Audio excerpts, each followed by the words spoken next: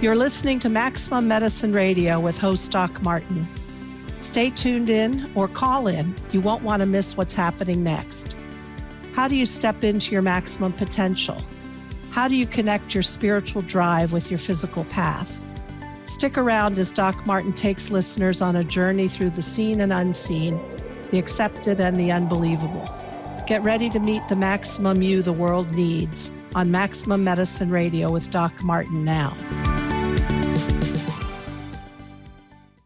Hi, everybody. I'm Doc Martin, Maximum Medicine Radio.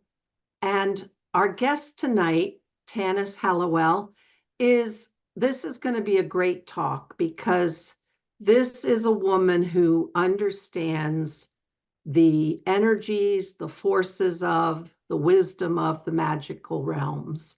Now, before you think that's all too woo-woo, just remember that we're talking about energies, currents, ribbons of energies in the universe that cultures throughout time have connected with. And she'll tell us more. But it's exciting because I love connecting with the unseen world. And this is, well, she does it all the time. So, Tanis, I'm so glad you're with us. Hi. Thank you for inviting me. It's a pleasure. So when I looked over your bio to get ready for the show, besides being a prolific author, and I want to make sure we take time to talk about that, and besides being a teacher and your courses, we'll talk about that, since childhood, you've been connecting to the unseen world. So I'd like to hear a little bit about that and then how your spiritual evolution brought you to what you're doing now.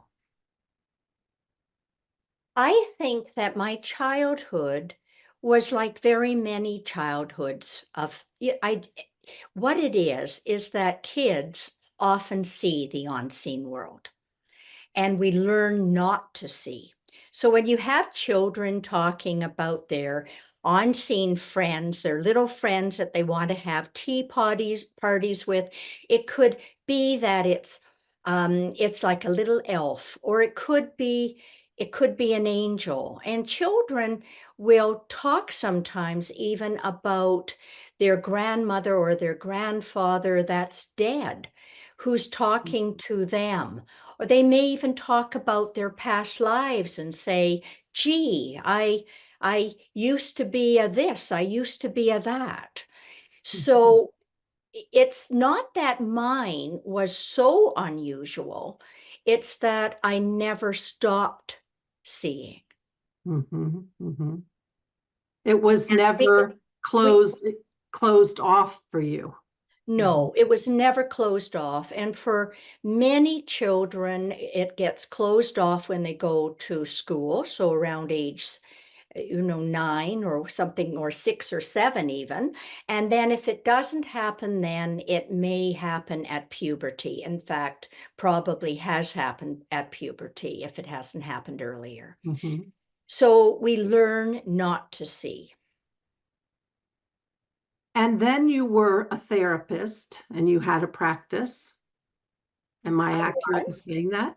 Yes, that's true. I was a psychotherapist.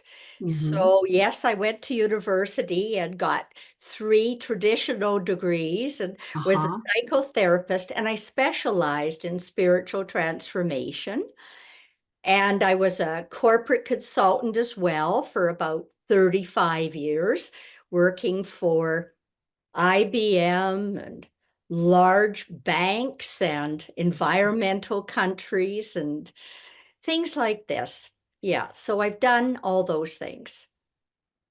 It's interesting to think about companies, and I won't say finally, because if you've been doing this for 35 years, but to have a company actually want to promote and immerse their employees in a spiritual transformation.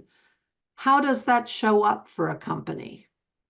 When I started doing it, I would call the courses personal leadership development, or dynamics of change, or stress and burnout.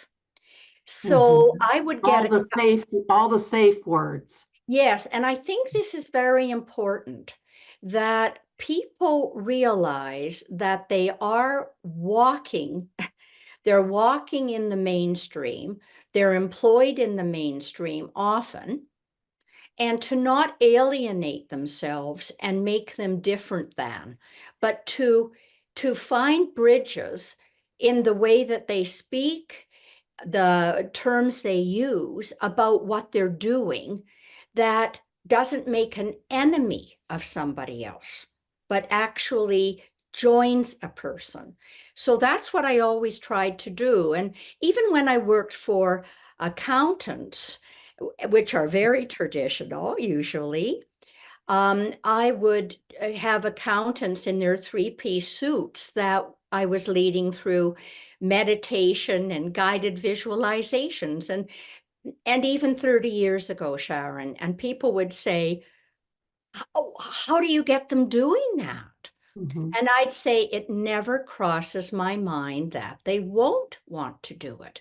So you start with left brain information about how meditation would help turn you from a type A to a type B person, lower your blood pressure.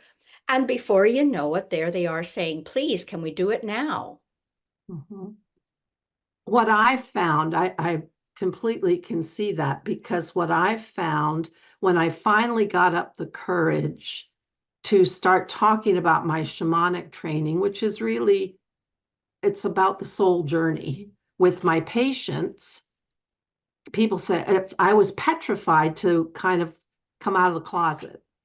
And, but I found that my patients, not only did they love it when you talked about it, they're hungry for it.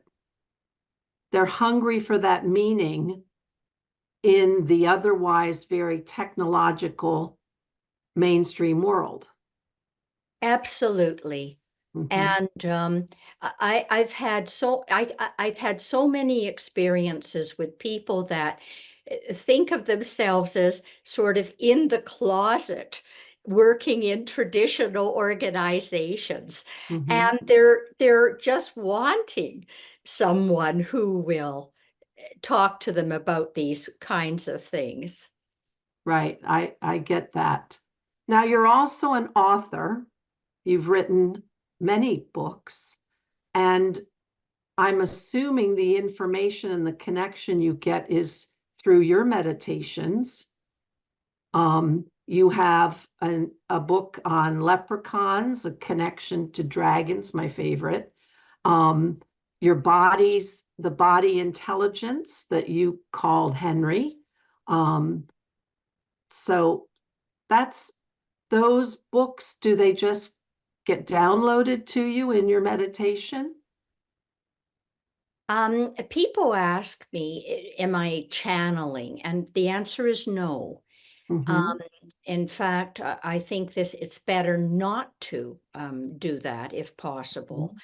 The difference is if you sit here in our third dimensional reality and you are waiting to be downloaded, then you're not really raising your own frequency. Mm-hmm. And this is what I do. I meditate and I raise my frequency to be able to see their worlds. Mm-hmm.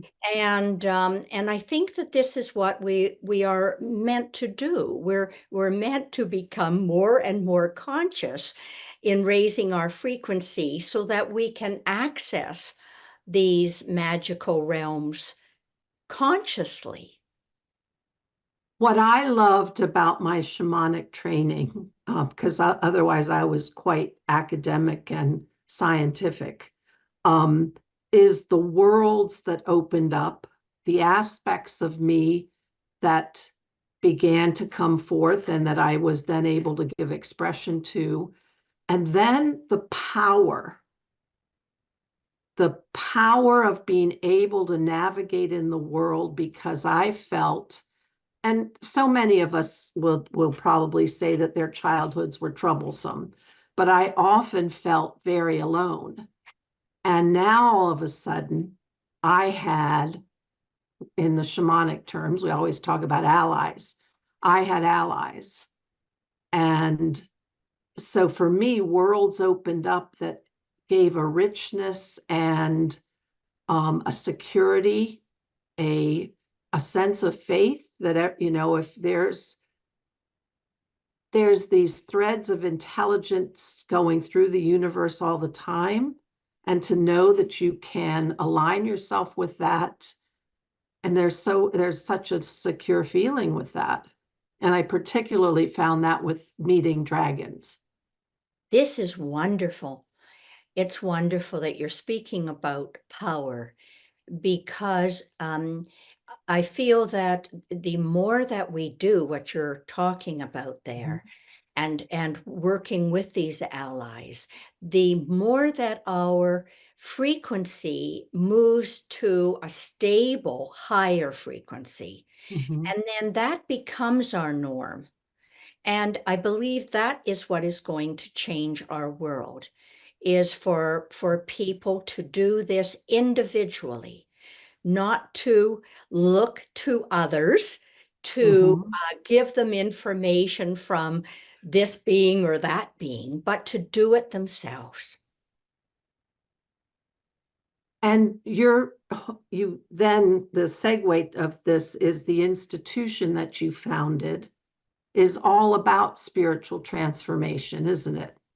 It is. It's called the International Institute for Transformation, and we started 25 years ago. We started in the year 2000, and the mission statement that we came up with then is the same mission statement for now, and it is that we are engaged in transforming ourselves, transforming our work, and transforming our world, and to build ongoing spiritual communities that are interested in working together with others.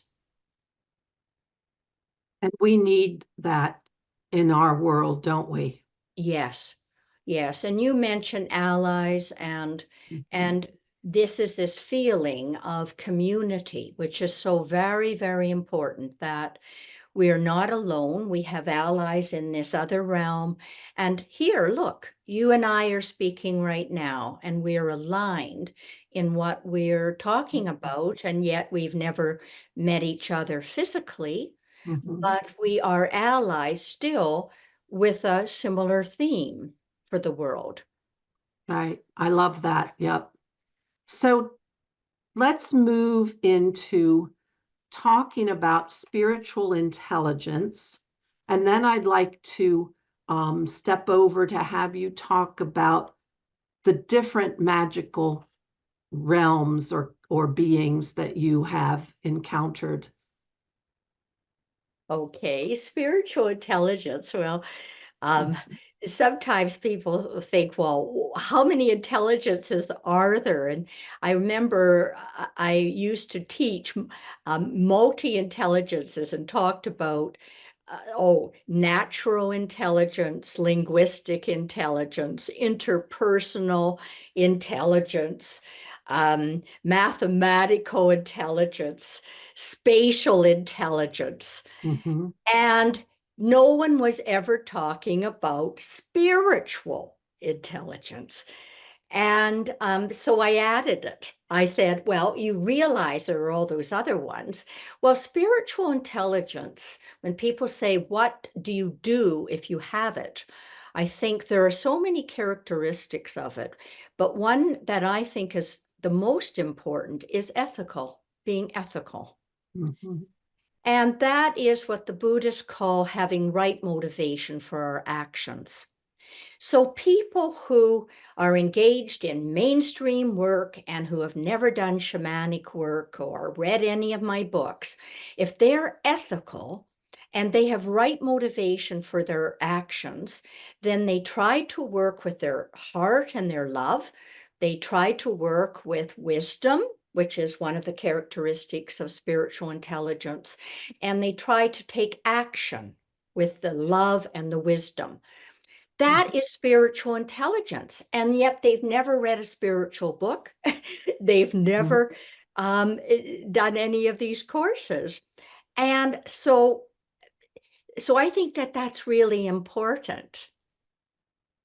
So about, it was at least 15 years ago when I started studying shamanism. It was the Peruvian shamanic cosmology. And they have, they live it and breathe this concept.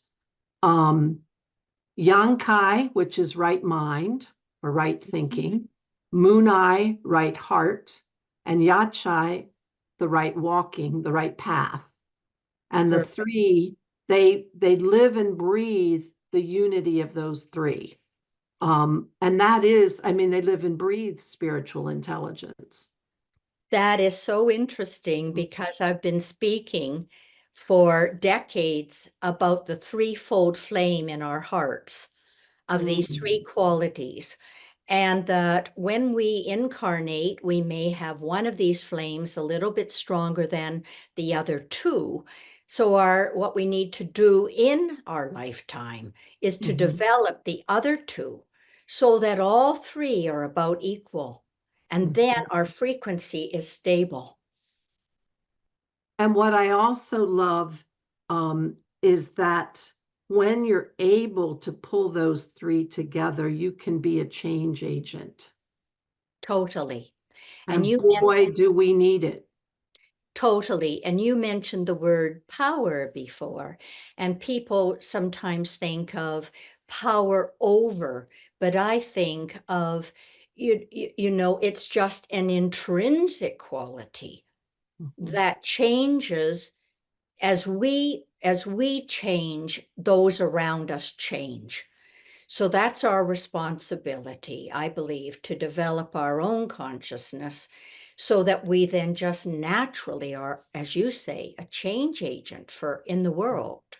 Mhm. I love that. So let's move over to this is the good part for me. This is the juicy stuff. Talk to us about magical energies and then the types of distinct energies or beings that you have connected with. Okay, when I was younger, I used to be able to astral travel and to even leave my body in my bed and go and listen to what my parents were talking about or what somebody else was talking about, and then return to my bed and call out the answer. And so the joke was that I had very acute hearing. So I kept a lot of my spiritual gifts, if you wish, the clairvoyance, the clairaudience, the clairsentience, to myself until I was in my 30s. Because like you, I didn't feel it was safe to Mm. share with people, especially my family, because my brother had similar gifts and he got sent to a psychiatrist to be changed. So I kept it secret. And then I was a therapist, as you said, and then I went in my 30s to a cabin in Ireland, Mhm. gave up everything, and my goal was to become enlightened. I'd already been meditating since I was about 20. And so what I happened was it was a cabin, a cottage haunted by a leprechaun family. So that changed my life because I thought I was here to help humans. And Mhm. then there I was with this a leprechaun family, and I was asked to write a book about it, which became Summer with the Leprechauns, but to write it in 10 years because I was told the world was not then ready for it.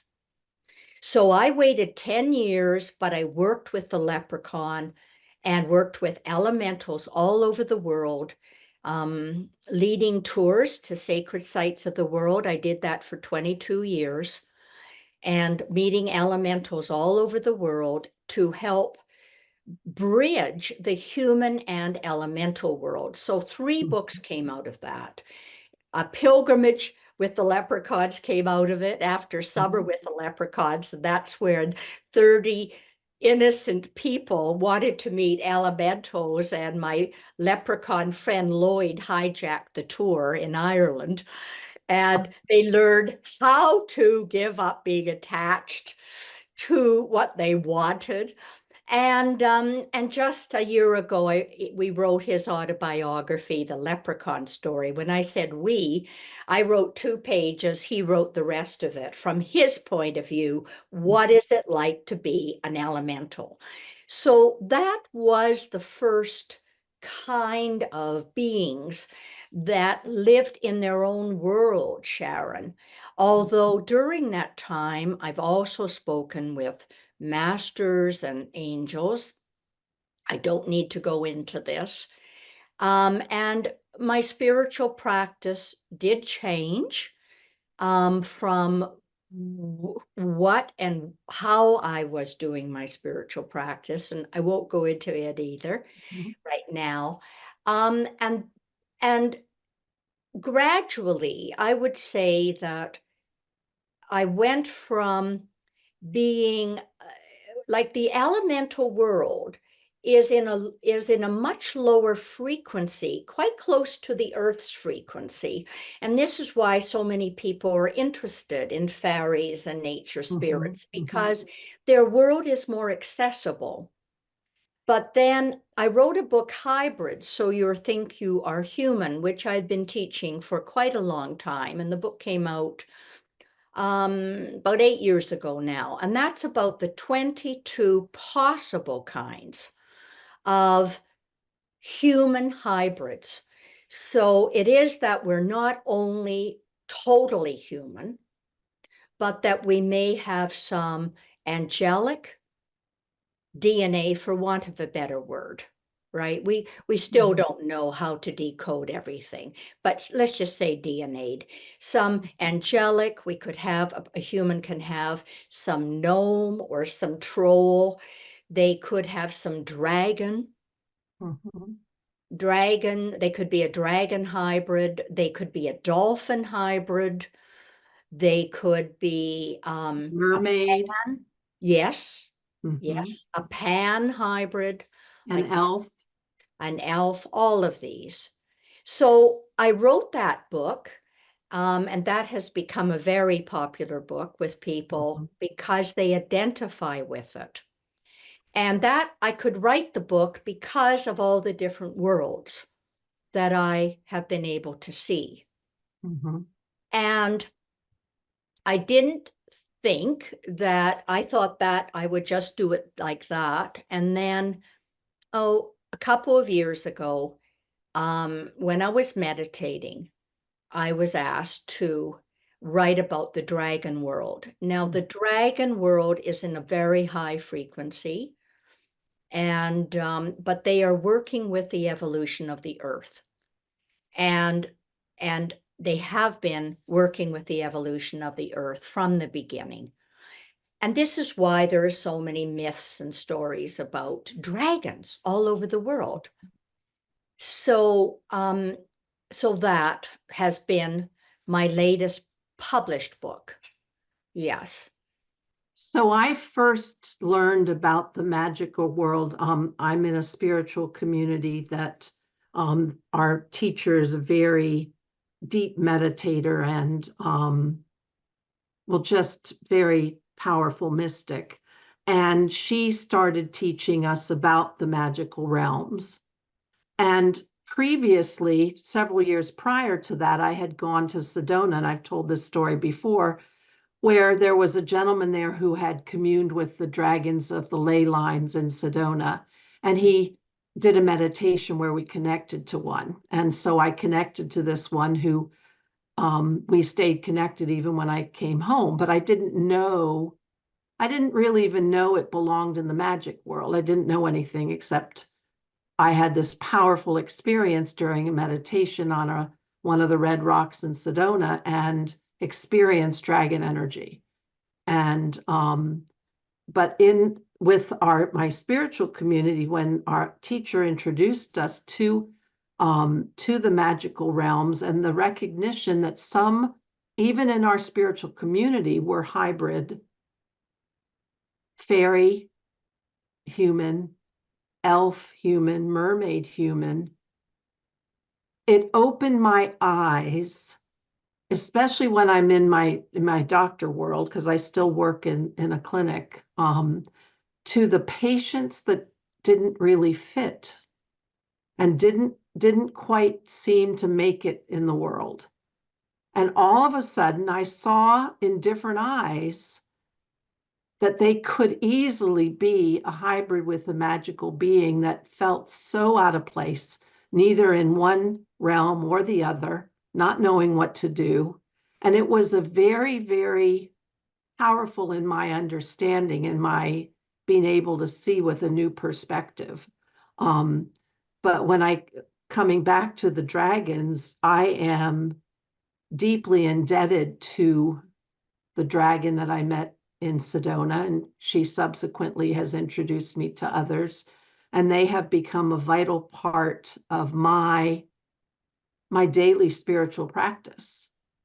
For me, I know that, I don't know if you've heard of Diana Cooper, who is an English woman who has, she's a spiritual teacher, and she writes a lot. She wrote a book about the dragons, talks about the celestial ones and the water dragon and the fire dragon and so many different. These, for me, are earth dragons that have worked with creation, with the deep, the way the indigenous used to connect to the land and the earth. And that's kind of my kinship, is that sort of group. But the power, and when you said this, alluded to this before. I don't know if you remember David Hawkins' book, Power versus Force, was probably, Yes, it yes, was about power, not about force. yes. But the power that comes from having connection to and communicating with, and then to have this help every day, because I actively communicate to them, especially when my day is hectic and busy, and they're patients who are difficult in terms of being able to diagnose, or difficult in terms of being able to deal with their stresses. I get help from the dragons to show the path forward, to help it unfold in a way that it has a good outcome. So I can't tell you how much I love my connection to the dragons. Oh, what a wonderful story.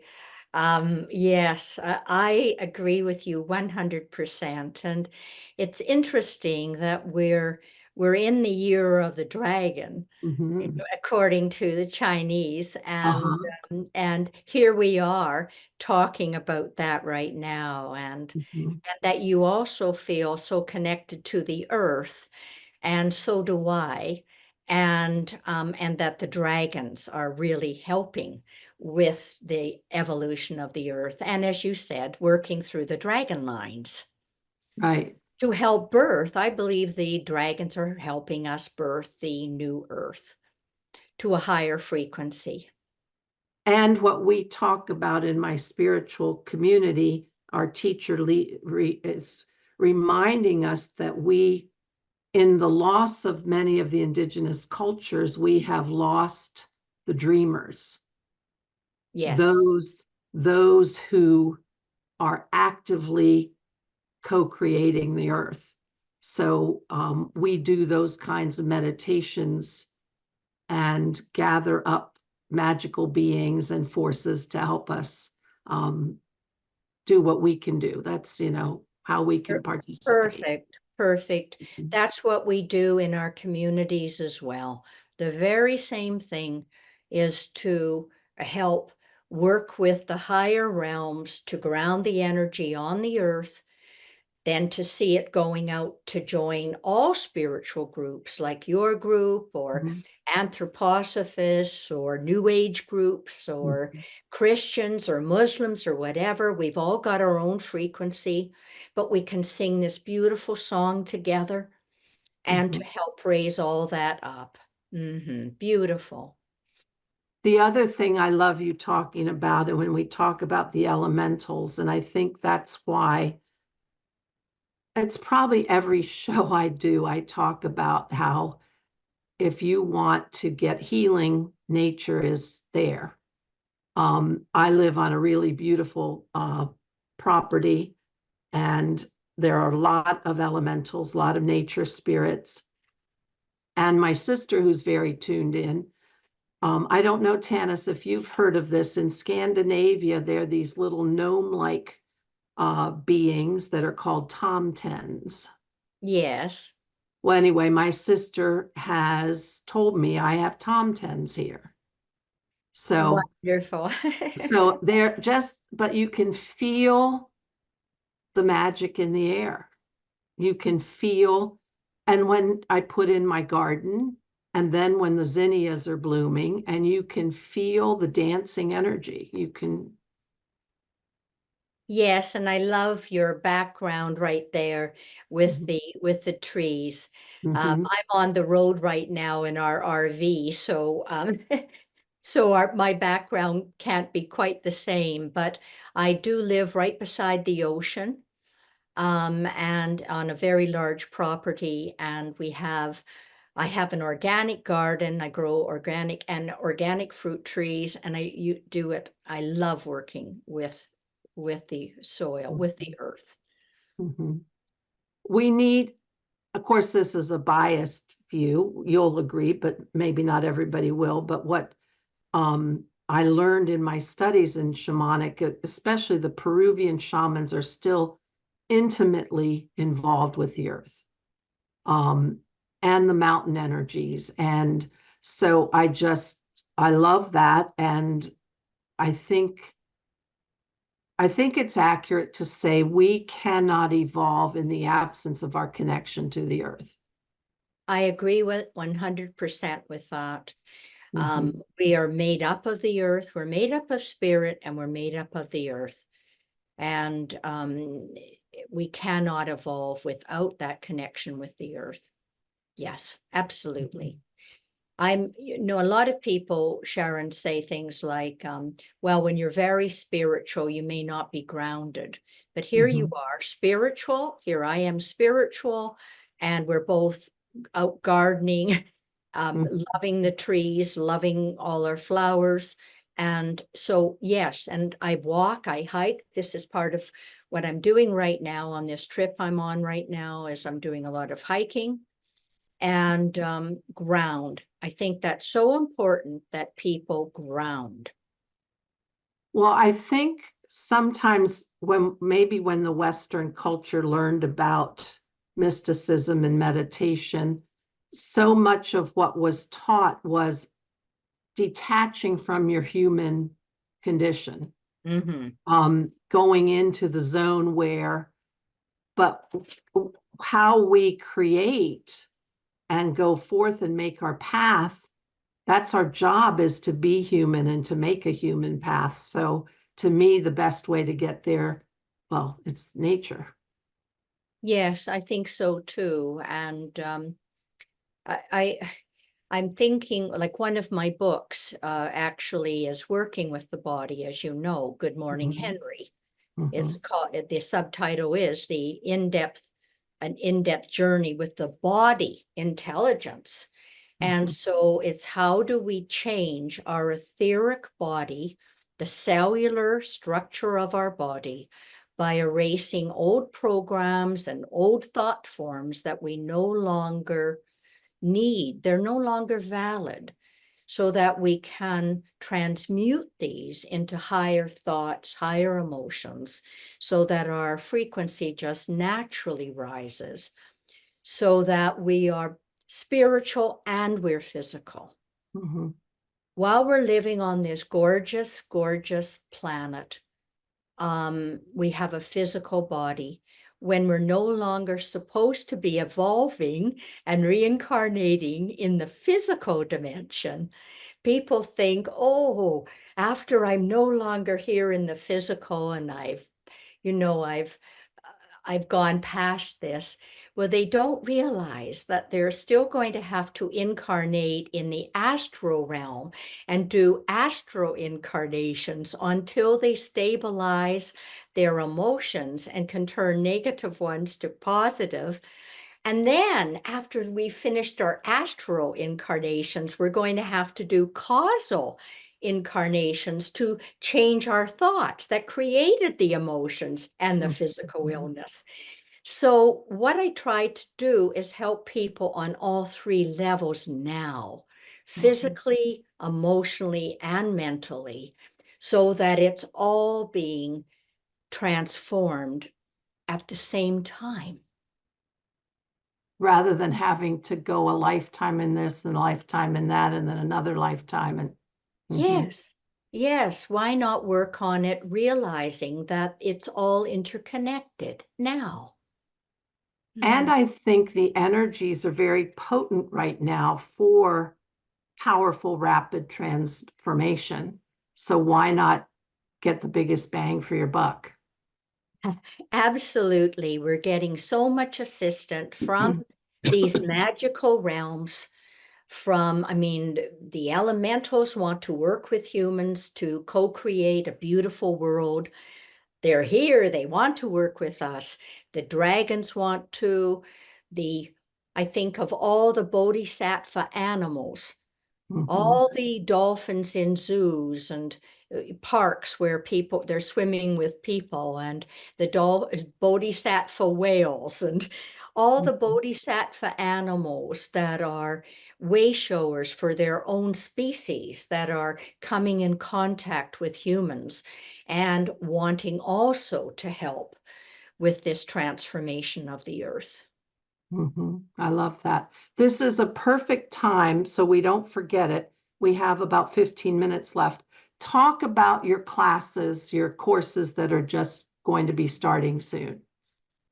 Well, I'm doing a course starting very soon, next month, called Visit Magical Realms. And Mm, yes, it's exactly what we're talking about. Yeah. mhm, So it's going to be going on for 6 months, and I'm going to meet with people. And we're going to go over one of my books each month.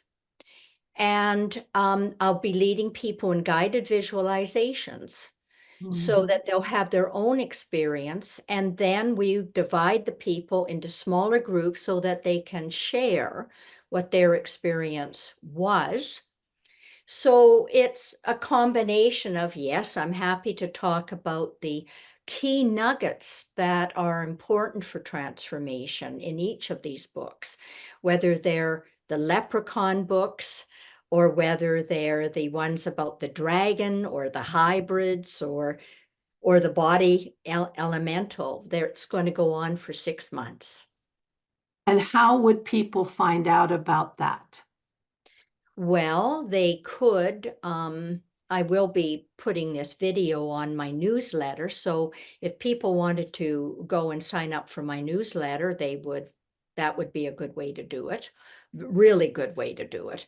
Or they could go on one of my websites that has it all set up is called myspiritualtransformation.com. They can also go on my personal website, which is tanishellowell.com. Perfect. Thank you. Yeah. Thank you. Thank you for asking. Yeah. So in our last few minutes, I think we have about 10 minutes left. What would you say to people for how can they start to connect with and build relationships with the magical kingdoms? I recommend meditation in any form that works for them.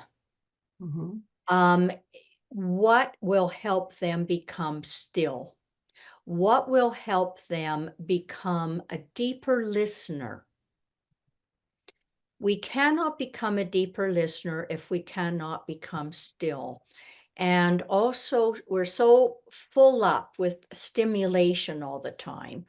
whether it's TV or courses or books or anything. So it's a question of emptying and looking at what will help us move to the present moment, a place of calm and peace. So some people will do Buddhist meditation. Some people will follow. I'm a follower of Paramahansa Yogananda, so I do self-realization fellowship, but it could be anything. Going for a walk in nature can help you become still. Mhm. Um, I'm yeah. struck by the synchronicity because a long time ago, I read Yogananda's book, but then I picked it back up probably about, I'm going to say maybe not quite a year ago. And I've never, I've told myself that I was never able to meditate. I couldn't stay quiet. It was torture to try to stay quiet. But I followed online on ananda.org. I followed the little guided 13-minute Hong Saw meditation. Wonderful.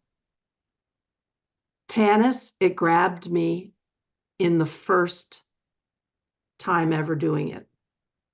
It grabbed me, and I am committed to it now because I said in my sort of half awake state, I said, Yogananda, you brought this Hong Saw is encoded with your lineage. It goes beyond just you. I mean, it hit me very first time.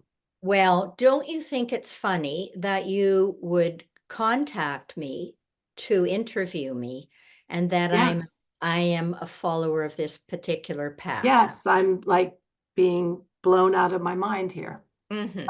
I love it. But Yes. so for those people who say they can't do it, a 13-minute, I like to be guided because I need something for my head to do. Mm-hmm. A peace came over me, and a it's like the tension of the world dropped away, and I could just feel the reset in the first time I did it. That Absolutely never, wonderful. yeah. And yes, there are other things that people can do that would work. But I'm just saying it grabbed me because I felt the encoding from his teachers and their teachers and back. I could feel the power of the lineage in that. Well, I think none of us are here by ourselves. And I also read his book many, many decades ago and followed many different meditation practices and came back to this about 6 years ago when I was rereading the autobiography of a yogi, just like you mentioned. And I had already written all my elemental books and all my hybrid book. And I am reading the autobiography of a yogi, and there's Paramahansa meeting with his master, Sri Yukteswar, after he died. And he, like Christ, could remanifest himself in a physical body. You know, it wasn't just Jesus who could do it, others can too. And he said, "What are you doing now?" to his teacher, his guru, Sri Yukteswar. And he said, "I'm going to tell you what I am doing, and I want you to write this in your book because there are people coming in the future who will need to know this information." He said, "I'm working in the high astral realm where there are gnomes, there are dragons, there are mer people." Mm. As soon as I read this, I realized that Sri Yukteswar had been overseeing my work with the elementals for 3 decades, my work with the hybrids. This Mhm. is when I decided, even the dragons, that's when I decided I better start following that path. Mhm. Consciously, not Mhm. just unconsciously. Yeah, when you get that kind of synchronicity that you can't explain, then you know that there's divine guidance. And hopefully you're aware enough to wake up and follow it and not resist or not ignore. That's a very important point you're making, because your original question was, what can you do to help people get on the path? And that is one of the things that they stay off the path, their spiritual path, by resistance. As Jean-Luc Picard said, resistance is futile, when he was when he was having his difficulty. So I think that, yes, resistance is futile. And do you want to get on your path this lifetime, or 5 or 7 lifetimes in the future? Well, it's funny you say that, because a lot of times, my girlfriend and my sister, and we talk about our spiritual growth, and I'll say, I need to fix this in this lifetime, because I sure as heck don't want to come back and do this part again. I need to, it's hard enough dealing with this particular character issue or pattern, dynamic relationship pattern. I need to fix it. I need to fix it in this. So, okay, I'll surrender. Tell me what I need to do. Yeah. And what's also wonderful is that you work in the traditional world as a doctor. I've worked with psychiatrists. I've taught courses for psychiatrists and doctors. I teach a lot in Europe. Mhm. Um, and and and I've worked in the traditional world too. So this must be reassuring for people, that you can work at any job at all, and still be spiritual and follow this. It isn't an either or, it's a both Mhm. and. Mhm. I love that, Yeah. because walking the human path and doing it with that Yankai Munai Yachai, that Mhm. unity, mind, body, spirit. Um, that's that's how you live. That's the best life, I think, the most deep, the most profound, and the one that you'll probably have the richest experiences with Yes. Yes, every moment. every moment. Well, Tanis, we're closing up now. I just want to remind the listeners, you can look at Tanis's things on her website, www.tanishallowell.com, or myspiritualtransformation.com. See what her coursework is. See these books. Oh my gosh. You'll feel them when you read it. You will feel it, and it'll move you. So check that out. And Tanis, thank you so much for such great synchronicities. It is wonderful. Now we have met in this life. How wonderful. Very wonderful. Thank you so much.